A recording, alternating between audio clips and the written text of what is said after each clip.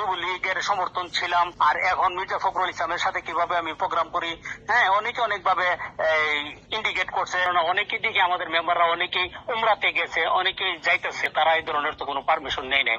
ওই হিসাবে আমি বাইরে গেছি। এরকম জানা ছিল না যে সরকারি ভাবে কোনো একটা পারমিশন নেওয়া লাগে বা এই ধরনের এনওসি লাগে। আমরা একটা অভিযোগ পেয়েছি আপনার বিরুদ্ধে যে আপনি দেশের বাইরে যাচ্ছেন প্রতিনিয়তই। আপনি একজন একজন ইউপি সদস্য, অনুমতি ছাড়া দেশের বাইরে যাওয়া যায় না, এটা আপনি কি জানেন? পূর্বের থেকে তো আমি বাইরে ভিজিট করি এবং বিভিন্ন কোম্পানি থেকে আমাকে বাইরে নেয়, বাইরে যায় বিভিন্ন কোম্পানির পক্ষ থেকে আমি বাইরে ভিজিট করি। তা আসলে আমার এটা জানা ছিল না যে সরকারি ভাবে পারমিশন নেওয়া লাগে বা এনওসি নেওয়া লাগে, এই ধরনের আমার জানা নেই। এটুকু আমি জানতাম যে সরকারি চাকরিজীবী যারা আছে, যে সরকারি চাকরি করে, তারা হয়তো বা এনওসি নেওয়া লাগে বা অফিস থেকে পারমিশন নেওয়া লাগে সরকারি ভাবে। তো এটা আমার জানা ছিল না। অনেকের দিকে আমাদের মেম্বাররা অনেকেই উমরাতে গেছে, অনেকেই যাইতেছে, তো তাদেরকে সাথে জিজ্ঞেস করছি বা বলছি যে তারা এই ধরনের তো কোনো পারমিশন নেই নাই। ওই হিসাবে আমি বাইরে গেছি আর কি। তা আমার আসলে এরকম জানা ছিল না যে সরকারি ভাবে কোনো একটা পারমিশন নেওয়া লাগে বা এই ধরনের এনওসি লাগে। তো দেখা গেছে বিগত সময়ে অনেকেই তো সরকারি দল করছে দীর্ঘদিন সরকার থাকার কারণে, তো সেই সাথে একটা সম্পৃক্ত ছিলাম। এই জন্য এখন একটা আমার প্রতিপক্ষ যারা আছে, তারা উল্টা পাল্টা বইলা যে এই ধরনের দিয়াশির আমার একটা নিউজ করেছে আমাকে একটু এপূর্ণ করার জন্য বা একটু গায়েল করার জন্য। বিষয়টা এই আর কি।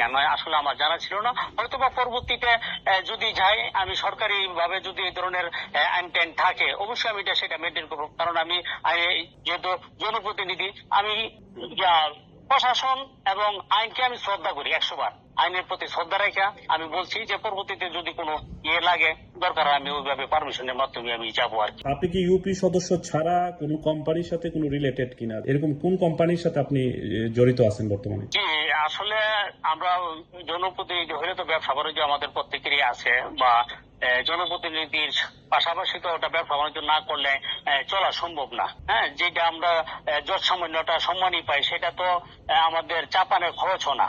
যে প্রতিনিয়ত আমাদের মাসে প্রত্যেকদিন 2-3টা দাওয়াত থাকে, প্রতি মাসে 30-40টা দাওয়াত থাকে, এবার বিভিন্ন কাজকর্ম, রাস্তাঘাট খারাপ থাকে, নিজের অর্থনে আমার করা লাগে। তাহলে আমি ব্যবসা বাণিজ্য না করলে তো আমার চলাটা সম্ভব না।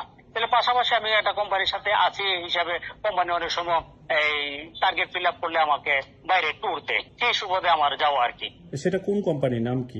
সিগমা ইন্টারন্যাশনাল লিমিটেড, ওটার সাথে আছি আমি। অনুসার তো আমার দায়িত্বে আছে, যদি উনি অনুসার যদি কোনো স্টেপ আমার নিতে চাই, নিবে, সমস্যা নাই। কারণ আমার ভুলের মাসলা আমি দিব, বা যদি কোনো সরকারি কোনো পদক্ষেপে আসে, আমি সেটা মাথা পেতে নিব। কারণ আমার প্রতিপক্ষ এই পর্যন্ত আমার প্রায় 4.5 বছর হয়ে গেছে। একটা এলাকায় খবর নিয়ে দেখেন, কোন জনগণ এ পর্যন্ত বলতে পারবে রাত 2টা হোক 3টা হোক আমাকে ফোন দিয়ে তারা না পায়, আমি সাথে সাথে তাদের সাথে গিয়ে সাক্ষাৎ করি এবং তাদের অসুবিধাগুলো আমি দেখার চেষ্টা করি।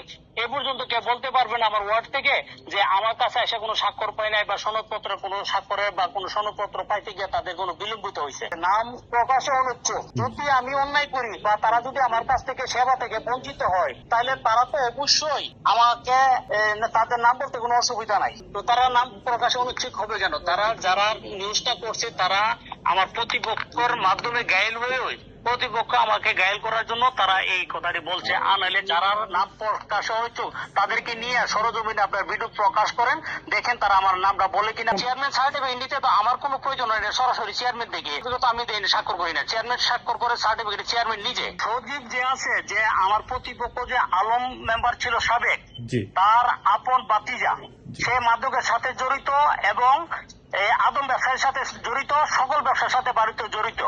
আপনারা খবর নিয়ে দেখেন, তাদের সাথে আমার ঝগড়াটা ছিল একবার, যে আমার ফাটে ফেলাই মারছিল বা তারা আঘাত করছিল। এই প্রতিপক্ষটাই তারাই এই নিউজটা করেছে, টাকার বিনিময়ে তারা এইভাবে দিয়েছে নিউজটা করেছে। খবর নিয়ে দেখেন, বাস্তবটা সারা ওয়ার্ড আছে, আমার প্রায় 2100 ভোটার আছে, প্রত্যেকটা ঘরে ঘরে যান জিজ্ঞেস করেন। শুধু একমাত্র তারা প্রতিপক্ষ ছাড়া আর অন্যরাকে জিজ্ঞেস করে দেখেন আমার সত্যতা পান কিনা। আপনি আওয়ামী লীগের রাজনীতির সাথে জড়িত ছিলেন, আপনি আসলে কোন পদে ছিলেন? আসলে আমার আগে কোনো প্রতিদ্বন্দ্বী ছিল না।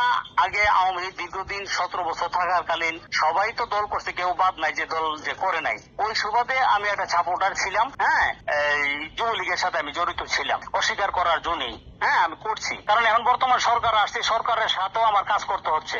আর আমি ব্রাহ্মণবাড়িয়া জেলা সকল মেম্বারদের সভাপতি। আমার একটা সংগঠন আছে বাইসস, বাংলাদেশ ইউনিয়ন সদস্য সংস্থা বাইসস, সারা বাংলাদেশের 55,000 মেম্বারদের একটা সংগঠন। সেই সংগঠনে ব্রাহ্মণবাড়িয়া জেলার সভাপতি এবং কেন্দ্রীয় সাংগঠনিক সচিব আমাকে করা হয়েছে। সেই ক্ষেত্রে তো আমি সরকারের সাথে প্রতিনিয়তই আমি মিটিং করি বা বিভিন্ন এমপি মন্ত্রীদের সাথেও আমি প্রোগ্রাম করি। আমরা দেখেছি মির্জা ফখরুল সাহেবের সাথে আপনি একসাথে বসে মিটিং করছিলেন, তো এটাতে আপনার কোনো প্রভাব পড়ে কিনা? না, এক্ষেত্রে আসলে অনেকেই আবার লেখালেখি করছে যে আমি আগে যুবলীগের সমর্থন ছিলাম আর এখন মির্জা ফখরুল ইসলামের সাথে কিভাবে আমি প্রোগ্রাম করি।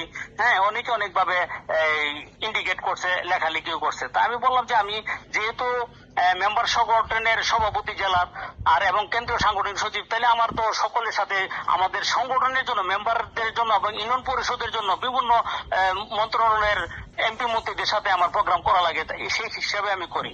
এক বছর আত্মগোপনে ছিলেন, আমরা এরকম এটা কি আসলে সত্য কিনা? না, এই কথাটা আদৌ সত্য না। আপনি এক বছরে দীর্ঘদিনে দেখেন আমার প্রতিনিয়ত যে ওয়ার্ডের যে কাজগুলো আছে, যদি আত্মগোপনে থাকতাম তাহলে জনগণই বলতো। তাহলে আমি যে বিভিন্ন সরকারের যে কাজগুলো আমি করছি, রাস্তাঘাট যে বিভিন্ন সরকারি যে কাজগুলো, সেগুলো তো আমি করছি। যদি আমি আত্মগোপনে থাকতাম তাহলে তো আমি কাজগুলো আমি করতে পারতাম না।